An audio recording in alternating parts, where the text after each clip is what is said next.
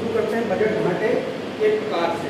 जैसे तुम लोगों को बताया गया था जो बजट में बजट की व्यवस्था थी उसमें क्या बताया गया था, राजस्व बजट क्या है, पूंजीगत बजट क्या है, राजस्व बजट में राजस्व आय क्या है, गैर राजस्व आय क्या है, पूंजीगत बजट में पूंजीगत आय क्या है, पूंजीगत व्यय क्या है, राजस्व आय में कर राजस्व क्या है, गैर कर राजस्व क्या है, पूंजीगत प्राप्तियों में ऋण प्राप्तियाँ क्या है, गैर ऋण प्राप्तियाँ क्या है, ये सारी चीज़ें हम लोग देख चुके हैं। और उसके बाद नंबर आता है बजट घाटे के प्रकार। तो बजट के घाटे को हम शुरू से 4 भागों में बांटते हैं।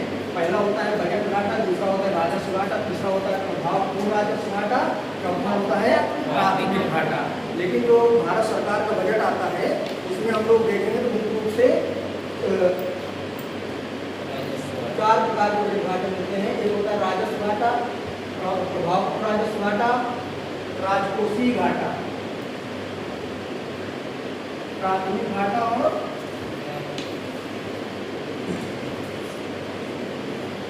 राजकोषीय घाटा। राजस्व घाटा, प्रभावपूर्ण राजस्व घाटा, प्राथमिक घाटा और राजकोषीय घाटा। घाटे के जो 4 प्रकार होते हैं मुख्य रूप से इसमें सबसे जो महत्वपूर्ण होता है वो क्या होता है, राजकोषीय घाटा। मैं तुम लोगों को उसको बताया था कि राजकोषीय घाटे के माध्यम से ही हम लोग क्या देखते हैं, सरकार की जो अर्थव्यवस्था है उसका इंडेक्सिंग करते हैं, क्या अर्थव्यवस्था की स्थिति अच्छी है या बुरी है। इसी तरह जैसे कि हम लोग देखेंगे कि राजस्व घाटा क्या है, तो राजस्व हम लोग उसमें ये देखेंगे कि राजस्व आय और व्यय का जो अंतर होता है उसी को राजस्व घाटा कहते हैं। तो राजस्व घाटा बराबर तो राजस्व व्यय माइनस कुल राजस्व प्राप्तियाँ। राजस्व व्यय क्या थी वो बताया गया था तुम लोगों को, राजस्व प्राप्तियाँ क्या है वो भी बताया गया था। इसी तरह तो राजस्व घाटा के बाद राजकोषीय घाटा। राजकोषीय घाटा क्या होता है, कुल व्यय माइनस कुल प्राप्तियाँ। कुल व्यय को हम लोग वहाँ पर 2 भागों में बांटे थे, कौन कौन से, राजस्व व्यय प्लस पूंजीगत व्यय। इसी तरह कुल प्राप्तियों को 2 भागों में बांटा जाता है, राजस्व प्राप्तियाँ माइनस ऋण एवं अन्य देयताओं को छोड़कर जो प्राप्तियाँ सरकार को हुई उनको जब हम घटा देते हैं तो उसको कहते हैं राजकोषीय घाटा। राजकोषीय घाटा को दूसरे शब्दों में कह सकते हैं राजकोषीय घाटा बराबर कुल व्यय माइनस कुल प्राप्तियाँ, कुल व्यय माइनस कुल प्राप्तियाँ देयताओं को छोड़कर। तीसरे तरह से भी इसको कह सकते हैं राजकोषीय घाटा बराबर सरकार की देयताएं, जिसमें देयताओं में क्या क्या शामिल होते हैं, आंतरिक ऋण प्लस बाह्य। तो मतलब जो सरकार ऋण लेकर काम चलाती है, सरकार के ऊपर एक वित्तीय वर्ष में कितना ऋण हुआ या कितनी देयताएं बढ़ी, उसी को हम मुख्य रूप से राजकोषीय घाटा कहते हैं या फिजिकल डेफिसिट कहते हैं। ठीक। प्राथमिक घाटा, प्राथमिक घाटा क्या होता है, जैसे बताया तुम लोगों को कि राजकोषीय घाटा सरकार का अर्थव्यवस्था का एक प्रकार से इंडेक्स होता है कि सरकार की जो आर्थिक नीतियाँ हैं किस प्रकार से प्रभावी है, सरकार की जो क्या वास्तव में अर्थव्यवस्था विकसित हो रही है, विकास कर रही है या नहीं कर रही है, अर्थव्यवस्था की कंडीशन कैसी है, उसको जानने के लिए हम लोग देखते हैं राजकोषीय घाटा। तो बजट में राजकोषीय घाटा ज़्यादा दिखाया जाता है, ज़्यादा आ जाता है, मान लो 6% आ जाए, 7% आ जाए, तो इससे क्या होता है, अर्थव्यवस्था की कंडीशन को बुरी माना जाता है। तो वास्तविकता को दिखाने के लिए हम प्राथमिक घाटा निकालते हैं। क्यों? क्योंकि राजकोषीय घाटा जैसे पहले बताया था तुम लोगों को कि जो सरकार के व्यय होते हैं, राजस्व व्यय होते हैं, उसमें एक प्रमुख व्यय क्या होता है, ब्याज अदायगी। सरकार जो पिछले सालों में ऋण लेती है उनका ब्याज अदा करती है। तो जो ब्याज अदा करती है तो वो तो पिछले वर्ष के ऋण के बदले ब्याज दी जा रही है, तो इसलिए वो वास्तविक रूप से अगर देखा जाए तो ब्याज अदायगी जो होती है वो करंट फाइनेंशियल ईयर का एक्सपेंडिचर नहीं होता। जब करंट फाइनेंशियल ईयर का एक्सपेंडिचर नहीं होता, इसलिए उसको वर्तमान साल में दिखाने का मतलब ये है कि हम वास्तविकता से सही भली भांति परिचित नहीं है। क्यों? क्योंकि ब्याज अदायगी तो पिछले साल की ऋणों के बदले दिया जा रहा है, इसलिए वास्तव में इस साल का व्यय नहीं है। इसलिए राजकोषीय प्राथमिक घाटा दिखाया जाता है, राजकोषीय घाटे से ब्याज अदायगी घटा दी जाती है तो हमें प्राप्त हो जाता है प्राथमिक घाटा या प्राइमरी डेफिसिट। इससे क्या होता है, इससे ये अर्थव्यवस्था के वास्तविक घाटे का पता चलता है। ठीक। इसी तरह प्रभावी राजस्व घाटा, प्रभावी राजस्व घाटा क्या होता है? जैसे हम लोग देखें राजस्व घाटा, राजस्व घाटा क्या होता है? कुल राजस्व आय और कुल राजस्व व्यय का अंतर होता है। तो राजस्व जो व्यय होता है, सरकार का राजस्व व्यय को हम लोगों ने देखा था कि प्लान एक्सपेंडिचर होता है, नॉन प्लान एक्सपेंडिचर होता है। उसमें सरकार क्या करती है? राज्य केंद्र सरकार जो होती है राज्य सरकारों को अनुदान भी देती है।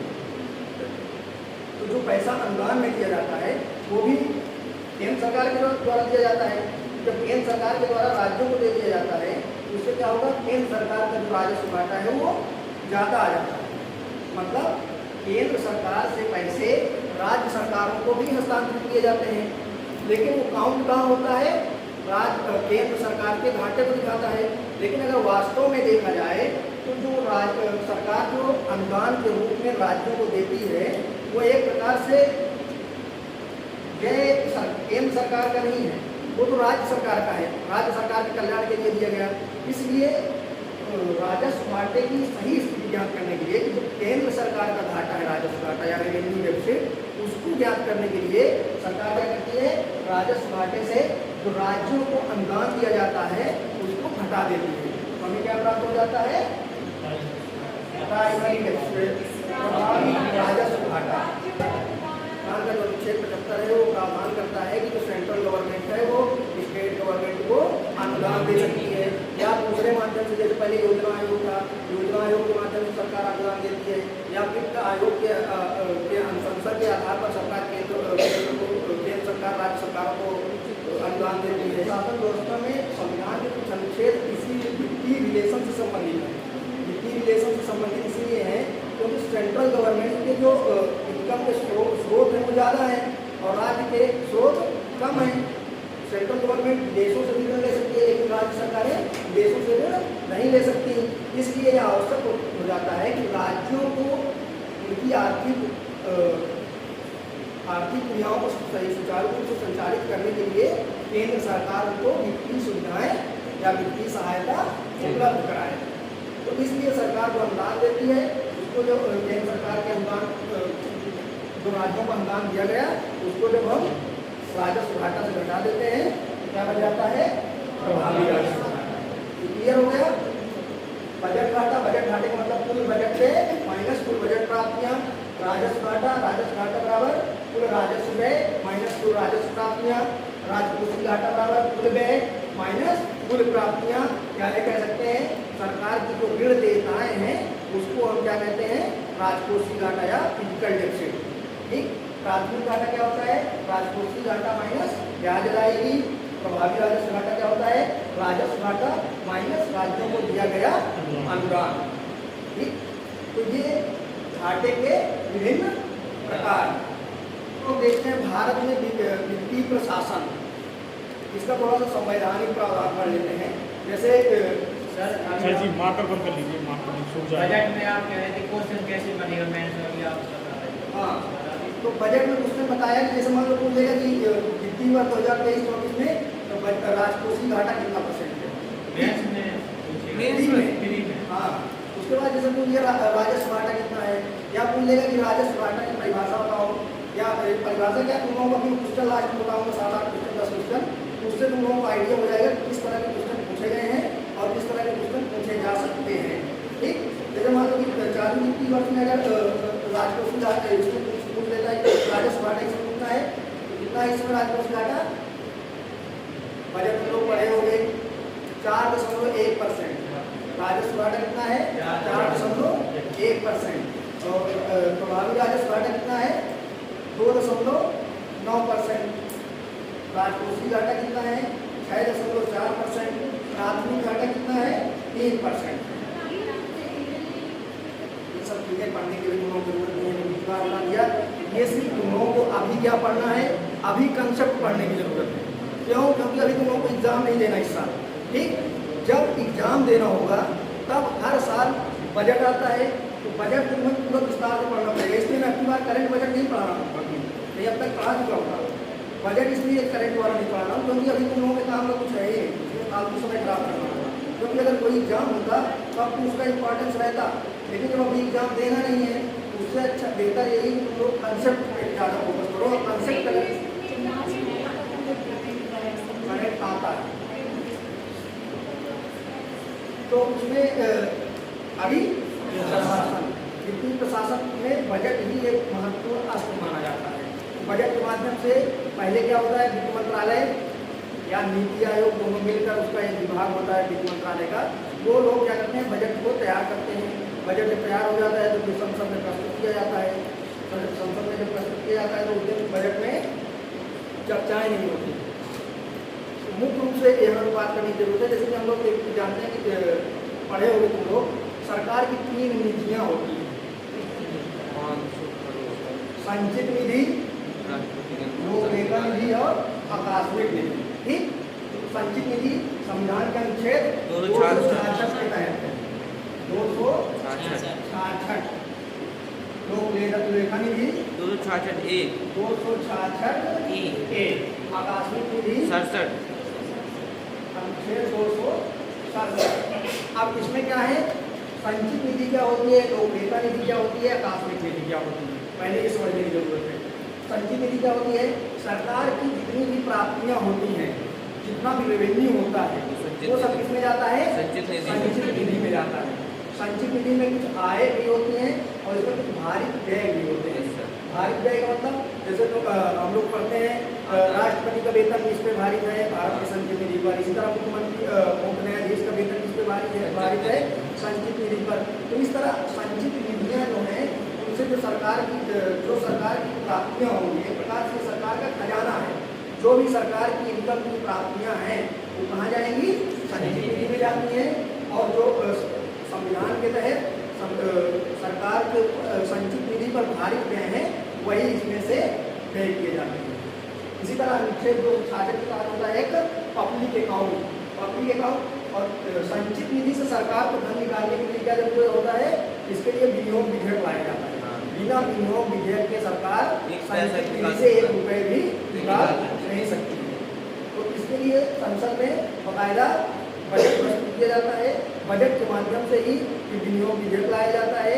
विनियोग विधेयक के माध्यम से फिर जो संसद होती है उसको अनुमोदित करती है। अनुमोदन के पश्चात इसमें से पैसे निकाले जाते हैं और व्यय किए जाते हैं।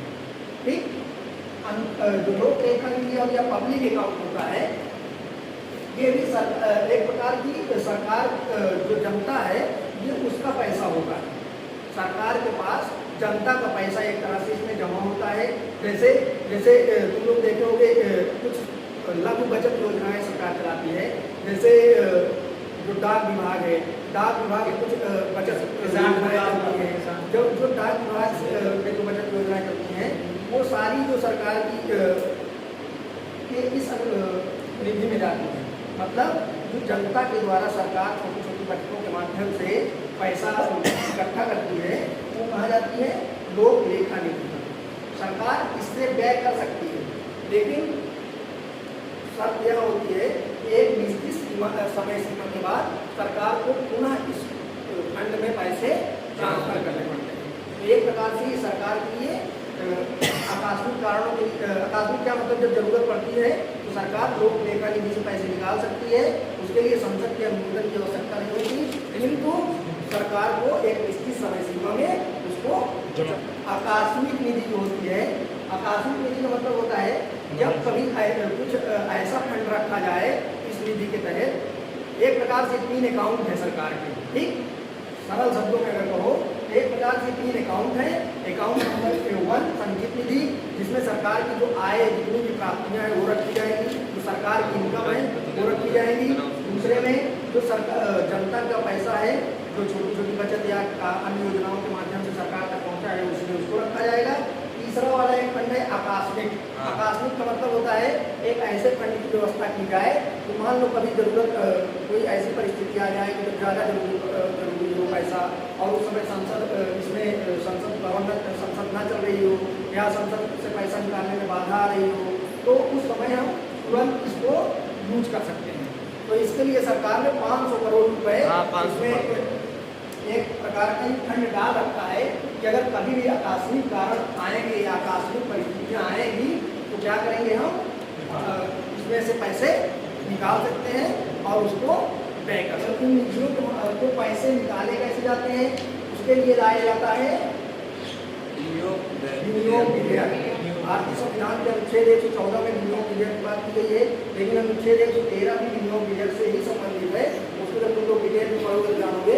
114 के तहत क्या होता है, विनियोग विधेयक लाया जाता है। विनियोग विधेयक क्या होता है कि बजट के माध्यम से जो वित्त मंत्री होते हैं वो क्या करते हैं, इस संचित निधि से निकालने के लिए विनियोग विधेयक का इस्तेमाल करते हैं। जब वहाँ पे अनुमोदन हो जाता है, जब अनुमोदन हो जाएगा तो उससे पैसे निकाले जा सकते हैं।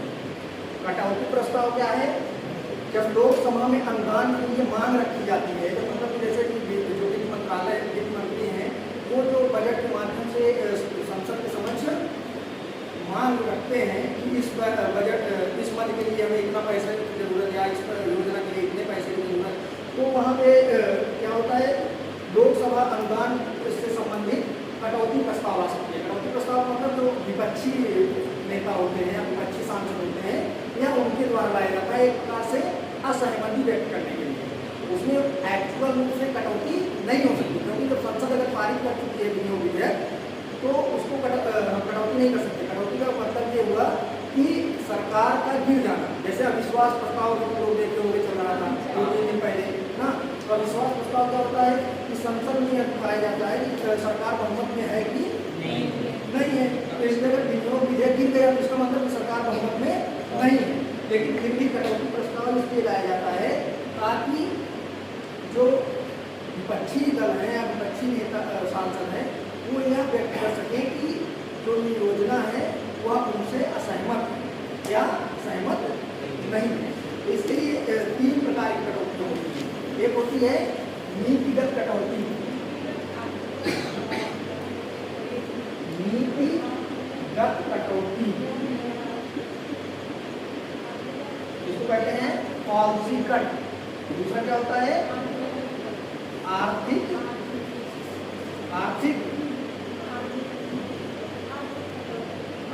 कटौती। तीसरा क्या होता है,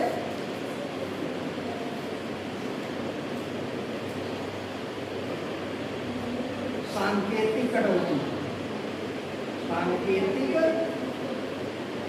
कटौती इसको मितव्ययिता कटौती भी कहते हैं। मितव्ययिता कटौती।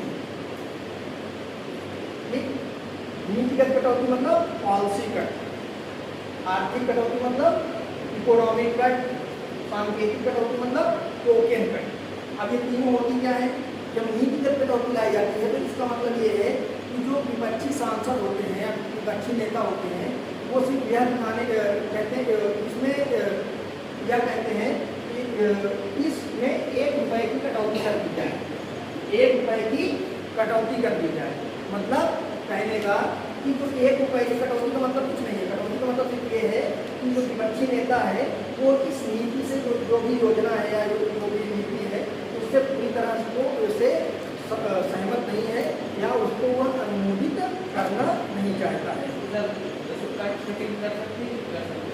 कटिंग कर नहीं सकते, सिर्फ कटौती प्रस्ताव लाया जाता है। कटिंग अगर कर देंगे तो सरकार भी अविश्वास में चली जाएगी, वो तो फिर बहुमत उसके पास बहुमत होता है सरकार के पास, क्योंकि वहाँ पे अविश्वास प्रस्ताव के समय क्या होता है, बहुमत देखा जाता है। जिस पार्टी को बहुमत है तो सरकार के पास बहुमत ऑलरेडी होता है, तो इसलिए कटौती हो ही नहीं सकती। कटौती होने का मतलब कि सरकार का विफल हो जाना या गिर जाना।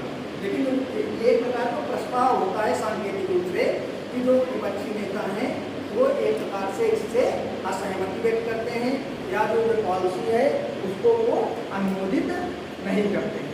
ठीक, इसी तरह दूसरी क्या है, दूसरी कटौती क्या है, मितव्ययिता कटौती या आर्थिक कट या इकोनॉमिक कट। इकोनॉमिक कट का मतलब इसमें यह कहा जाता है कि इस योजना के माध्यम जो मतलब सरकार जिस योजना के लिए बजट मांग रही है, अनुदान मांग रही है, उसमें एक निश्चित राशि कम कर दी जाए।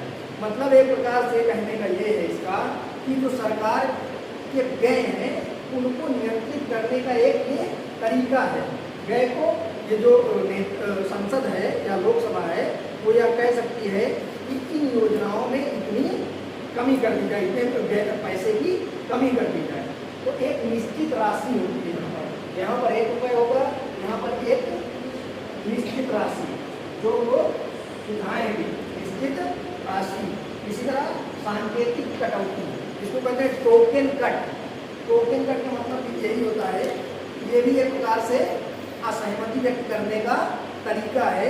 इसके माध्यम से कहा जाता है कि इस अनुदान मान में 100 रुपए की कमी कर दी जाए। ठीक, यहाँ से क्वेश्चन कई बार बने हैं और बनते भी हैं कि नीतिगत कटौती में कितना, नीतिगत कटौती, आर्थिक कटौती और सांकेतिक कटौती। ये मतलब इसमें दे दिया 1 रुपये, एक निश्चित राशि और 100 रुपये। आप पहले करने में जिनमें से इसका मिलान करके उसमें कुछ गलत कर देगा ऑप्शन में, वहाँ से क्वेश्चन बन जाता है। दूसरा क्वेश्चन कटौती प्रस्ताव कितने प्रकार के होते हैं, इसमें 3 दे दिया, चौथे को कोई और नाम दे दिया, तो इस तरह से कटौती प्रस्ताव से क्वेश्चन बन जाते हैं। ठीक, अब